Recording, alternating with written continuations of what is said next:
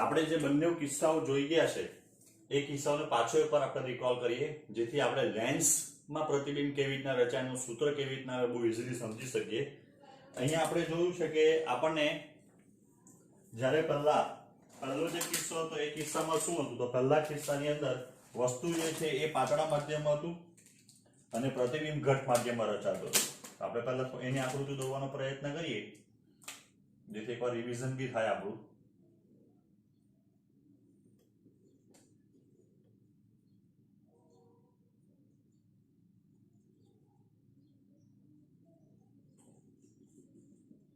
સૌથી પહેલા જે બિંદુએ આપાત થવાનું સ્પર્શક દોરીએ એટલે એ આપણને સી મળતો હતો. થોડુંક નજીક બતાવીએ જેથી પ્રતિબિંબ જે છે એ દૂર રાખી શકાય. આ સી. હવે પ્રકાશનું કિરણ જે છે એ પ્રકાશનું કિરણ આપાત થાય ક્યાંથી, તો બિંદુવત વસ્તુ આપણી પાસે ઓ છે. ઓ માંથી પ્રકાશનું કિરણ નીકળે એટલે આ આપાત કોણ થાય, વક્રીભવન પામે, કારણ કે પ્રકાશનું કિરણ પાતળામાંથી ઘટમાં જવાનું. આ જે માધ્યમ જે છે એ n2 વક્રીભવનાંક, આ છે તે n1, n2 greater than n1 છે. બીજું પ્રકાશનું કિરણ જે છે સીધું નીકળતું છે અહીંયાથી અને અહીંયા ભેગું, એટલે અહીંયા જે છે એ પ્રતિબિંબ I રચાય. આને આપણે P બિંદુ ગણેલું છે. બરાબર છે. ખૂણાઓના નામ ના આપીએ પણ છતાં આપી દઈએ. આ ખૂણો આપણો આલ્ફા, આ ખૂણો જે છે I પાસે જે ખૂણો બનતો હોય હંમેશા આપણે એને બીટા ગણીએ અને આને આપણે ગેમા ગણીએ. આ I અને આ. આટલું જે ડિસ્ટન્સ આપણને મળતું હતું એ -u અથવા u કહેતા હતા. આ ડિસ્ટન્સ v અને આ સપાટી માટે જે છે એ એની વક્રતા ત્રિજ્યા એ આ c સુધીનું અંતર. બરાબર. આના માટે બરાબર હવે જે આપણું સૂત્ર જે સાબિત કરેલું છે તમે નહીં યાદ આવતું હોય તો જોઈ લેજો, અમે લખેલું હોય તેમાંથી અથવા આપણી નોટ્સમાંથી.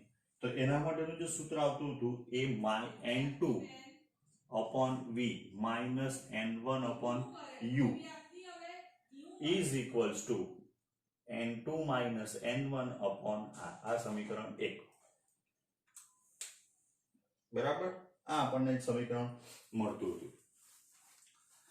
હવે ઊંધું વિચાર કરીએ. જ્યારે વસ્તુ ઘટ માધ્યમમાં છે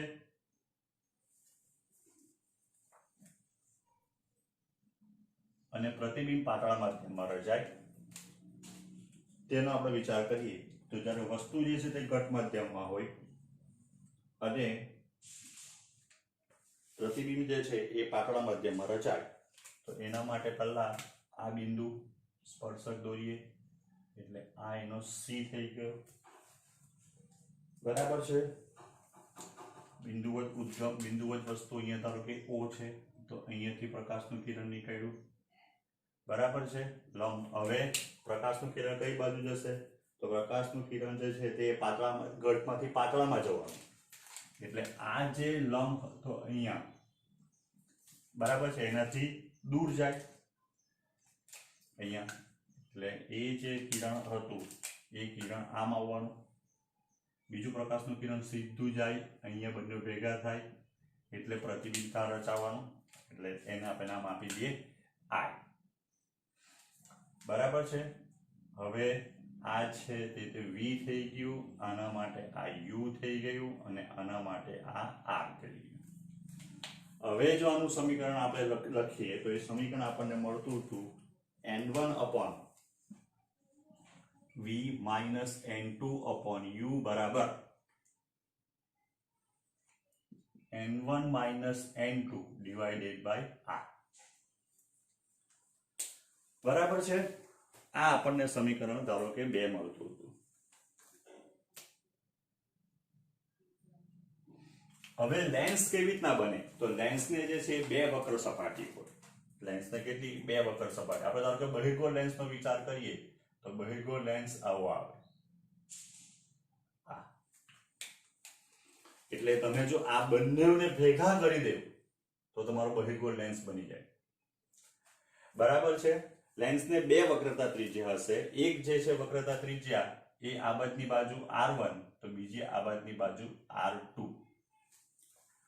બરાબર છે. એટલે અહીંયા આ ધારો કે P' બિંદુ ગણીએ અહીંયા. તો જે રીતના આપણે પ્રેક્ટિકલી એવો વિચાર કરીએ કે આ બંને સપાટીને ભેગી કરી દઈએ, તો આ બંને સપાટીને આપણે શું કરીએ, તો બંને સપાટીને આપણે ભેગી કરી દઈએ અહીંયા, તો શું થશે કે આનું જે પ્રતિબિંબ અંતર એ આના માટે વસ્તુ અંતર થશે, કારણ કે આનું પ્રતિબિંબ એ આભાસ એ વસ્તુ બનશે આના માટે. એટલે પ્રતિબિંબ જે વસ્તુ બી જે છે પાતળા મધ્યમ પર જ હશે, પ્રતિબિંબ બી પાતળા મધ્યમ પર જ હશે, વચ્ચેનો જે ભાગ જે છે તે લેન્સમાંથી પસાર થશે. આ એક મેથડ છે તમને સમજાવવાની કે આ બંને સમીકરણને ભેગા કરીને કઈ રીતના બીજું સમીકરણ બનાવી શકાય. બીજી બી મેથડ છે તે બી આપણે અત્યારે જોવાના છે. એટલે આ બંનેને આપણે ભેગા કરીએ તો લેન્સ બને. તો જો આની પ્રતિબિંબ તે આના માટે વસ્તુ થાય, આનું પ્રતિબિંબ આના માટે આભાસી વસ્તુ થાય, આનું પ્રતિબિંબ અંતર આના માટે વસ્તુ અંતર થાય, બરાબર છે.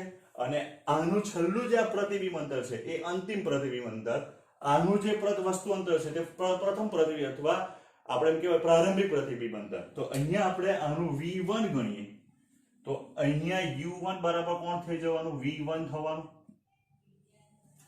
હવે તમે આ બંને જે સમીકરણ છે એ બંને સમીકરણનો સરવાળો કરો. આ બંને સમીકરણનો સરવાળો કરો તો જો N2/V1 પ્લસ N2/V1 માઇનસ એટલે કેન્સલ થઈ જવાનું. હવે જો સમીકરણ લખીએ તો N1/V minus N1/U is equals to N2 minus N1/R. પણ આ જે સમીકરણ આની જે છે સપાટી એટલે R1 ગણીએ તો આ R1 થઈ ગઈ પ્લસ N1 minus N2/R2, બરાબર છે. આ આપણને સમીકરણ મળે. અહીંથી થોડું ડિસ્કશન આપણે આગળ કરવાના છે, પણ આટલું તમને બરાબર ખબર પડી ગયેલી હોવી જોઈએ.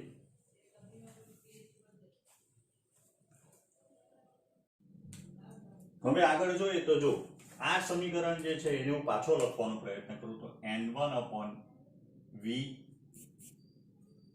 minus N1/U is equals to N2 minus N1/R1 minus અહીંથી માઇનસ કોમન કાઢીએ તો N2 minus N1/R2 થઈ જાય. આ 1/V minus 1/U બરાબર અહીંયાથી N1 કોમન, આ બંનેમાંથી N2 minus N1/N1 આ બંનેમાંથી આ નીકળી ગયું, અહીંયાથી આ નીકળ્યું તો 1/R1 minus 1/R2. તો આ લેન્સ માટેનું આપણને વ્યાપક સૂત્ર જેવું મળે. આ બી એક વ્યાપક સૂત્ર છે, આ બી એક વ્યાપક સૂત્ર. આ જ સૂત્ર આપણે હવે બીજી મેથડથી મેળવવાના છે જે તમને પરીક્ષામાં થિયરી પૂછાય, બરાબર છે. તો તમે આ રીતના તો નહીં બતાવી શકો જઈને કે ભાઈ બંને ભેગા થઈ ગયા ને આવું સમીકરણ આવ્યું આપણને, બરાબર. તો એ આખી મેથડ જે છે તે આપણે હવે બીજી રીતે જોઈએ. હવે લેન્સ આપણે તો લેન્સ જે છે એ કોને કહેવાય તો આગળ આપણે ચર્ચા કરી ચૂક્યા છે. બે પારદર્શક વક્રીભવનના કારક સપાટી વચ્ચે ઘેરાયેલું માધ્યમ. જો બંને સપાટી આવી રીતના બહિર્ગોળ હોય તો એને દ્વિબહિર્ગોળ લેન્સ કહેવાય. એક સપાટી સમતલ હોય અને બીજી સપાટી બહિર્ગોળ હોય તો એને સમતલ બહિર્ગોળ લેન્સ કહેવાય. એ જ પ્રમાણે બંને સપાટી જો એની આ રીતની અંતર્ગોળ હોય તો એને અંતર્ગોળ લેન્સ કહેવાય અથવા દ્વિ અંતર્ગોળ લેન્સ. એક સપાટી સમતલ હોય ને બીજી સપાટી આવી અંતર્ગોળ હોય તો એને સમતલ અંતર્ગોળ લેન્સ કહેવાય, બરાબર. હવે લેન્સ ઉપર જ્યારે આપણે શું કરીએ તો લેન્સ ઉપર જ્યારે સમાંતર કિરણો આપાત કરીએ ત્યારે બહિર્ગોળ લેન્સ જો હશે તો બહિર્ગોળ લેન્સની અંદર શું થશે તો આ વક્રીભવન પામી કોઈ એક બિંદુ પાસે બધા કિરણો ભેગા થાય. આ બિંદુને શું કહેવાય તો આ બિંદુને લેન્સનું મુખ્ય કેન્દ્ર F કહેવાય. આનો જે વ્યાસ હોય એ વ્યાસનું જે કેન્દ્ર હોય એને એનું લેન્સનું ઓપ્ટિકલ કેન્દ્ર O કહેવાય. અને ઓપ્ટિકલ કેન્દ્ર O થી એના મુખ્ય કેન્દ્ર F સુધીનું અંતર એને લેન્સની કેન્દ્ર લંબાઈ F કહેવાય. અહીંયા બધા કિરણ સાક્ષાત ભેગા થતા છે તો આપાત કિરણની દિશામાં જ આપણે માપતા છે એટલે આ જે છે કેન્દ્ર લંબાઈ F એની પ્લસ આવે. બહિર્ગોળ લેન્સ હોય કે બહિર્ગોળ અરીસો હોય એની બંનેની કેન્દ્ર લંબાઈ જે પ્લસ આવે. અંતર્ગોળ લેન્સ માટે શું થશે તો અંતર્ગોળ લેન્સ માટે તો બહિર્ગોળ લેન્સનું કાર્ય શું તો બહિર્ગોળ લેન્સનું કાર્ય એ છે કે એ પ્રકાશના કિરણોને કેન્દ્રિત કરે, જ્યારે અંતર્ગોળ લેન્સ શું કરશે તો એ પ્રકાશના કિરણોને અપકેન્દ્રિત કરે. આ રીતે. હવે આપણે જો એને પાછળ લંબાવીએ ત્યારે ભેગા થશે. આ બિંદુ આગળ એટલે અહીંયા ભેગા થવાનો ભાસ થાય તો આ એનું મુખ્ય કેન્દ્ર F થાય, ઓપ્ટિકલ કેન્દ્ર O. તો આ જે એનું ડિસ્ટન્સ આવવાનું, આ ડિસ્ટન્સને કેન્દ્ર લંબાઈ F કહેવાય. હવે અહીંયા આપાત કિરણની દિશા આમ છે, આપણે માપતા જે છે તે ઓપ્ટિકલ કેન્દ્રથી આ બાજુની બાજુ, એટલે એની કેન્દ્ર લંબાઈ માઇનસ. એટલે અંતર્ગોળ અરીસો હોય કે અંતર્ગોળ લેન્સ હોય, આ બંનેની જેમ કહેવાય કેન્દ્ર લંબાઈ માઇનસ આવે. જ્યારે બહિર્ગોળ અરીસો હોય કે બહિર્ગોળ લેન્સ હોય એની કેન્દ્ર લંબાઈ જે છે તે પ્લસ આવે.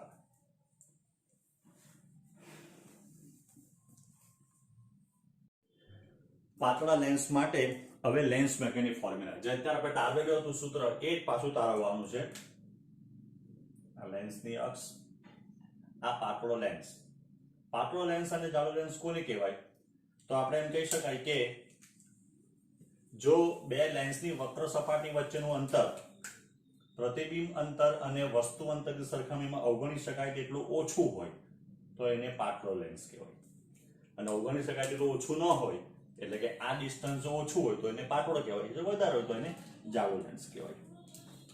હવે આ જે સપાટી જે છે એ સપાટીને આપણે નામ આપીએ, આ A, આ B અને આ C, આ D. અહીંયા વચ્ચે ઓપ્ટિકલ કેન્દ્ર O. બંને જે સપાટી છે તેની વક્રતા ત્રિજ્યા આપણે દોરીએ તો પહેલા અહીંયા અને અહીંયા જે આપણે લંબ દોરવાના છે એ લંબ દોરીએ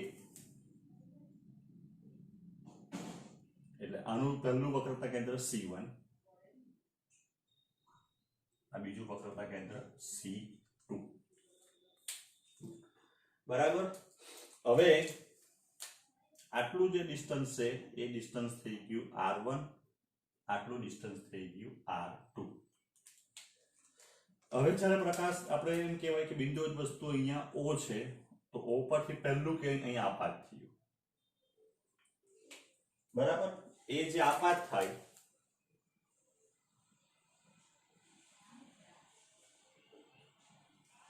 બરાબર, તો એક જ સપાટી દ્વારા વક્રીભવન થશે તો એનું પ્રતિબિંબ જે છે તે એ પ્રતિબિંબ દૂર રચાશે,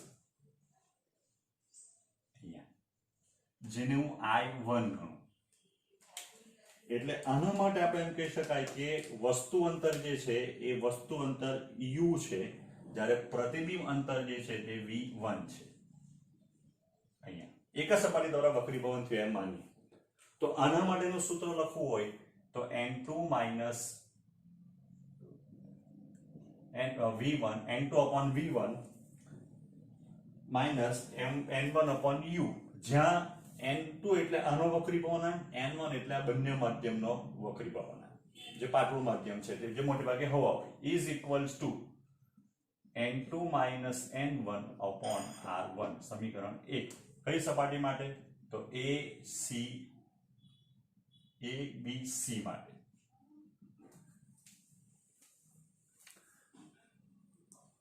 બરાબર. હવે પણ લેન્સમાં તો એક જ સાથે વક્રીભવન થશે, એટલે વધારે પડતું વક્રીભવન થાય તો એ અહીંયા આવવાનું. આ બંને વખતે પ્રકાશનું કિરણ જે એક સીધું અહીંથી નીકળવાનું જ હતું, એટલે અહીંયા બે કિરણો ભેગા થયા, અહીંયા ફાઇનલ પ્રતિબિંબ રચાયું I. એટલે આગળ જે આપણે ચર્ચા કરી ગયા એ ચર્ચા પ્રમાણે જો આપણે ડિસ્કસ કરીએ હવે, તો પહેલી જે સપાટી છે તેનું પ્રતિબિંબ કા રચાયું I1, જે બીજી સપાટી માટે આભાસી વસ્તુ બનવાની, એટલે બીજી સપાટી માટે વસ્તુ અંતર V1 થાય અને પ્રતિબિંબ અંતર જે છે એ અહીંથી ગણીએ તો એ V થાય. તો હવે આપણે ADC સપાટી માટે લખીએ તો ADC સપાટી માટે શું આવશે? તો ADC સપાટી માટે N1 upon V minus N2 upon V1 બરાબર N1 minus N2 divided by R2. સમીકરણ 2.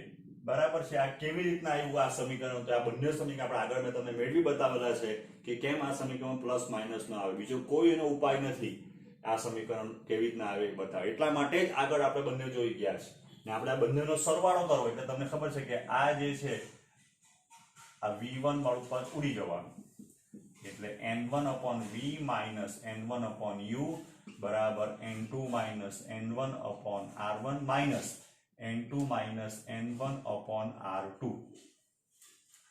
So therefore n1 common 1 upon v minus 1 upon u बराबर n2 minus n1 common 1 upon r1 minus 1 upon r2. એટલે 1 upon v બરાબર 1 upon v minus 1 upon u બરાબર n2 minus n1 divided by n1 1 upon r1 minus 1 upon r2. આ સમીકરણ આપણને મળે જે આપણને આગળ બી મળતું હતું બરાબર, જે આપણે બીજી રીતે આકૃતિ દ્વારા મેળવ્યું બરાબર. ટેકનિક જુદી છે પણ સમીકરણ તેનું તે જ આપણને મળે છે. હવે આ જ સમીકરણને આગળ લઈ જવાનું છે આપણે.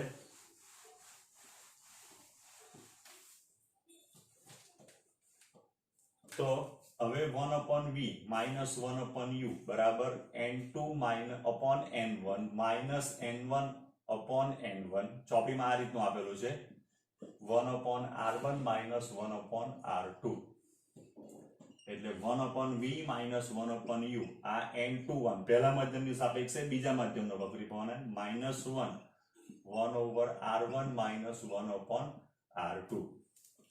હવે જો આપણે લેન્સ માટે વિચાર કરીએ તો આ લેન્સ માટે જો પ્રતિબિંબ તમારે f ઉપર રચાવવું હોય તો u છે એ ઇન્ફિનિટિવ થાય, કારણ કે અનંત અંતરે કોઈ વસ્તુ જે છે એના કિરણો સમાંતર આવે.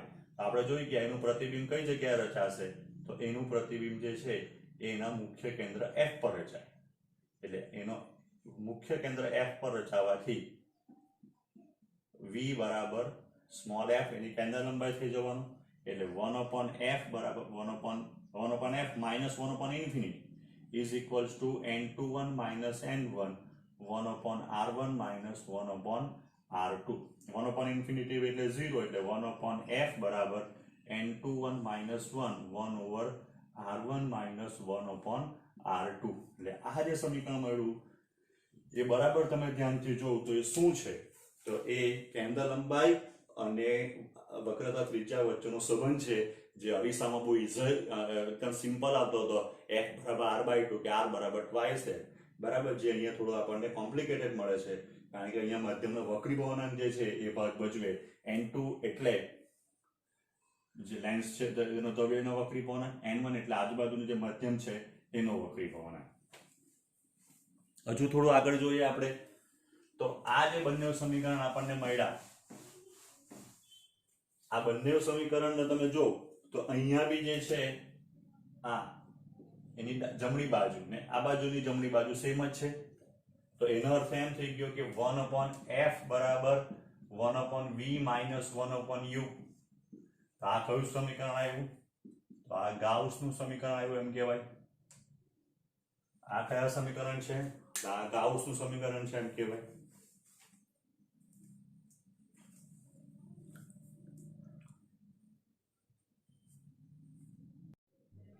હવે અમુક વિશિષ્ટ કિસ્સાઓ જેવા જોઈએ. જો ધારો કે આપણે આ સમીકરણ છે, જો બંનેની વક્રતા ત્રિજ્યા r1 બરાબર r2 બરાબર r એનું મૂલ્ય જો આ જો લખવા જઈએ તો આ બાજુ આવવાનું એટલે એ માઇનસ r થાય. કયું r2 બરાબર ને પહેલી સપાટી આ છે એની વક્રતા ત્રિજ્યા આપણે r1 બરાબર r પ્લસ આમ કરીએ એટલે r1 બરાબર પ્લસ r થાય. બંને સરખા છે, મૂલ્ય સરખા છે પણ r1 પ્લસ થાય ને r2 માઇનસ થાય. તો 1 upon f બરાબર n2 minus n1 upon n1 1 upon r minus 1 upon r એટલે 1 upon f બરાબર n2 minus n1 upon n1 into 2 upon r થઈ જાય આવ્યા. So therefore f is equals to n1 upon n2 minus n1 into r by 2. જો આપણે એમ કહેવાય કે બહારનું માધ્યમ હવા હોય તો n1 બરાબર 1 તો f is equals to r2 n2 minus 1 આ ફોર્મ્યુલા આપણને મળે જે r અને f વચ્ચેનો સંબંધ. અરીસામાં એવું કોઈ વક્રીભવનાંક જેવું કોઈ આવતું જ નથી બરાબર છે એટલે r બરાબર f/2 આપણને r/2 મળતું હતું જે અહીંયા લેન્સ માટે થોડું આપણને જુદું મળે. હવે આ લેન્સ જે છે આપણી પાસે, એ લેન્સને આપણે ધારો કે હવામાં મૂકીએ. લેન્સનો વક્રી પવનાંક n2, હવાનો વક્રી પવનાંક na લખીએ આપણે, ધારો કે f. તો હવામાં એની કેન્દ્ર લંબાઈ fa બરાબર ng, બરાબર છે. n2 બરાબર શું લખીએ આપણે? ng, g for glass, minus na divided by na, 1/r1 minus 1/r2. હવે આ લેન્સને આપણે ધારો કે પાણીમાં મૂકી દીધો, તો બહારનું માધ્યમ જે છે તે n1 બરાબર nw થઈ ગયું, પાણીનો વક્રી પવનાંક આવે. તો હવે પાણીમાં કેન્દ્ર લંબાઈ fw બરાબર ng minus nw upon nw, 1/r1 minus 1/r2. કારણ કે r એ એની ભૌતિક પરિમાણ છે, બરાબર. એની કેન્દ્ર, એને કોઈ સાથે સંબંધ નથી દ્રવ્ય સાથે, કારણ કે જે લેન્સમાં જે પેલા ગોળામાંથી કાપીને બનાવેલો હોય એના ઉપર આધાર રાખે. એટલે ધારો કે માધ્યમ બદલવામાં આવે, પાણીમાં લેન્સ મૂકો કે બીજા માધ્યમમાં લેન્સ મૂકો, તો ન બદલાતી ભૌતિક રાશિ કઈ? તો એની વક્રતા ત્રિજ્યા.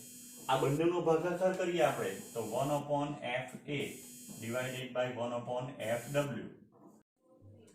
જો બંને સમીકરણનો ભાગાકાર કરીએ તો 1/fa બરાબર 1 અહીંયા ભાગાકાર કર્યો એટલે આ તો કેન્સલ થઈ ગયા, કારણ કે ન બદલાતી ભૌતિક રાશિ કઈ? એની વક્રતા ત્રિજ્યા. એટલે આપણે 1/fa તો ng minus na upon na બરાબર છે 1/f1 ng minus nw upon આખાના છેદમાં છે આ nw. એટલે આ અંશનો છેદ છે ને છેદનો છેદ અંશમાં જવાનો, સેમ અહીંયા બી એવું થવાનું. આ તમે કોઈ બી બે માધ્યમ માટે વિચાર કરી શકો, એક માધ્યમ, આ બીજું માધ્યમ. પણ આના પર અત્યારે MCQ પૂછાતા છે, દાખલો બી પૂછાતો છે, આપણા સ્વાધ્યાયમાં બી આના પર આધારિત દાખલા છે. એટલે આ ફોર્મ્યુલા બી તમને યાદ રહી જતી હોય તો આ બધું તમારે કરવું પડે નહીં.